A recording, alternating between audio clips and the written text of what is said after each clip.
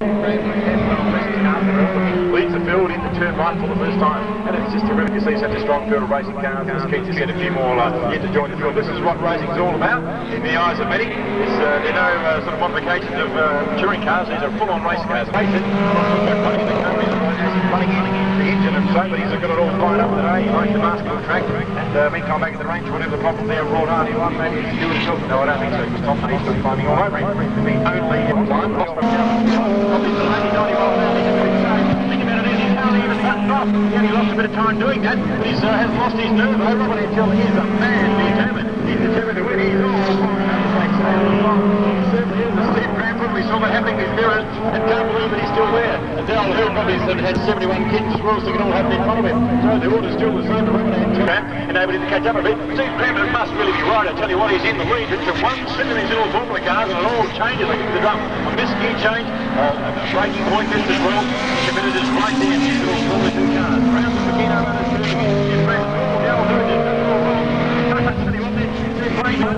Robert Antel driving super hard out of the wings corner. Robert taking his guys are really going for it. They're all fired up, as I say, at Baskerville, and there's Formula 2 racing, and it's as it should be a single cam engine, like you and I have in Cortinas and what have you, and Golf and what have you. This is picking out a bit of a lead there. Maybe Robert Antel, the tyres starting to get how you're going. Maybe the gauges aren't hanging in the right place. Looking at his big goal the first 2 or 3 laps, everything was at its top performance. I don't so much think he's lost his nerve, but just that he's lost the impetus, lost the advantage there. It's really important. So as hard as you might drive it, it's going to be basically impossible to catch up with Robert Antel. He gets it all sideways again. I like it, and still getting it sideways. He's really going to be one Robert Antel. Why he's going around, maybe for points, I don't know.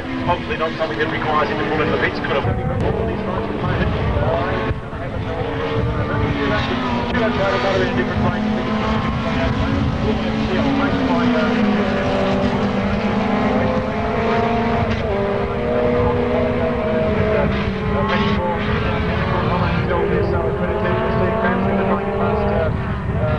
Another lap might have been a different story. Still going to be fairly tight though. Darryl Hurd is having to be past Tom Hay, I would imagine. Robert Antel is going to go. Lost the gear, or had a problem on the topic. Basketball debut for New Auckland 700 for Steve Crampton. Takes a second flag for Caswell and the Specialist Car Centre.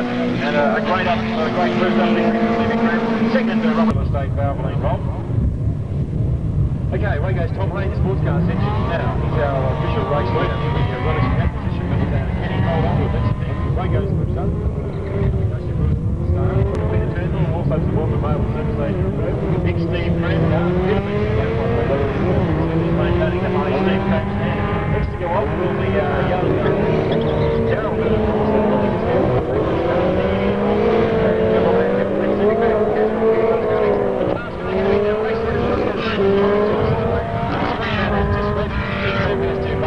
Drive around the track and catch up.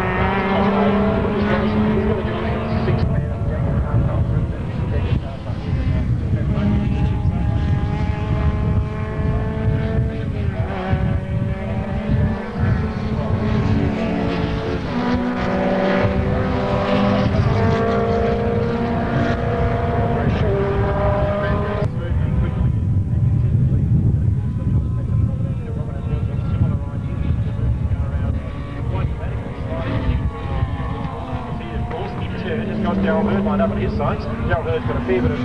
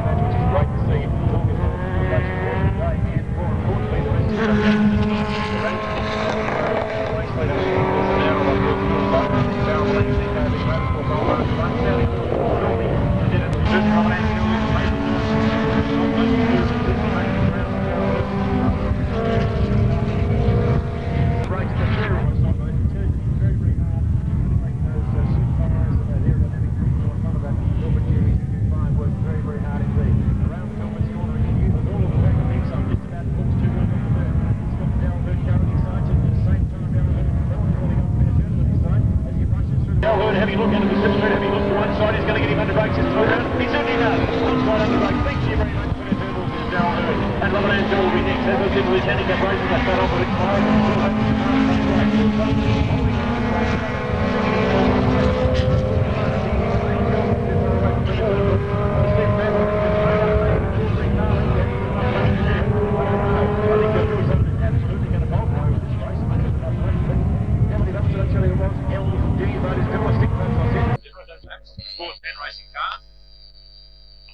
starting off the back of the grid, an unfamiliar position for him after a bit of a going he had this morning where he damaged his car. But of course it's all fixed up. It's from Tell and so on and so forth. Okay, watch Stevie Cram go from the back. And a fantastic start. Steve Cram has already passed two sports cars. Make that 4. He's up to 3rd. He's going to be 2nd. Unbelievable. The Redney's wife's going quietly. Where's Lee? Lee the screamer. Just about had 3 heart attacks. Oh, a bit of a touch there as Robert Ansell comes stepping back onto Stephen Cram's back wing area. Anyway, big understeer there. Oh, otherwise they're going as well. And somebody spun up there in the since Ross Thomas in the sports car had big hair going. There's still that track very, very cold. The rear tyres aren't really warmed up. As Stephen Cram found out as well as he had the big leading right country mile already with Steve Cram starting from the back. What an unbelievable start. He might start off the back of the grid, but even made him more determined. Robert Ansell is having a big go though. He got zapped by Steve Cram in the first 150 metres of the race. But he's certainly not giving up. He's zapping back out of that windscreen at the bottom of the straight. Okay, we've got a race in our hands. Stephen Cram in 2nd place. He's got Robert Ansell filling his mirrors at the moment. The Brenton Nifty looking good at the moment. 2nd place is where the main action is having this go back.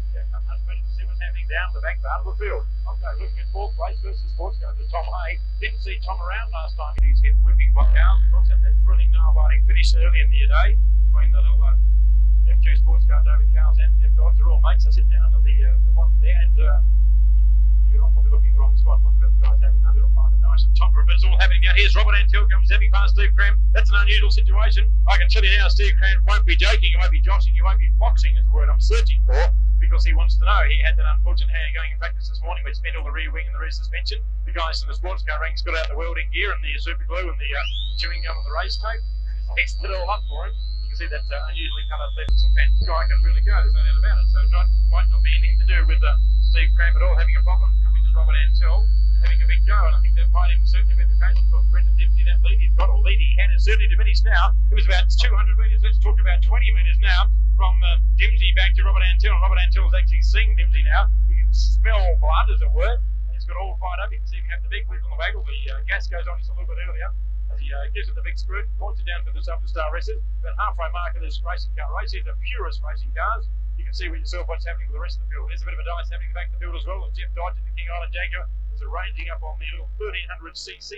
Passing Brenton Dempsey goes Robert Ansell. He's all fired up today. There's no doubt about it. This little Elfin Jaguar. And on the inside goes Dempsey. Unbelievable. What an effort. What a drive. The 2 cars nearly touched. Sensational stuff. He nearly pulled it off. I tell you what, that was unbelievable. That was real gutsy open wheeler type stuff. It didn't come off, but I give you 10 out of 10. That's real gutsy stuff. That's what they do in Formula 1. There's an opportunity there, and he took it. That's rather an amazing drive by this young guy. His second only drive in this car. In fact, I don't think he's driven anything all over here. There's a bit of traffic up ahead, though. This dice, there's 3 cars virtually having a bit of race. They could provide a bit of mobile chicanery for Robert Ansell and co. Yep, we've still got a couple of laps to go. Yes, still 2 laps to go, so still anything could and possibly will happen. Robert Ansell will probably catch them. I did pull the last lap sign. That was a bit strange. Oh, that's right, for this mob here. Yeah, it's the last lap here. But they still possibly could catch them. In fact, they will. I would suggest they will catch them. I'll probably catch them. They'll also be going very slowly, like they're skipping this race. Dodge and Tom Hay and David Cowles, they're going to catch them up the 7HO hill. In fact, they might even catch them at the top of the HO hill. If there's not a gap there and there's not, Robert Ansell might have to slow down. I think he's going to get away with it. No, there's traffic in front. That's exactly what Brendan Dempsey wants. Thank you very much. You can see the gap already. Robert Ansell's got nowhere to go.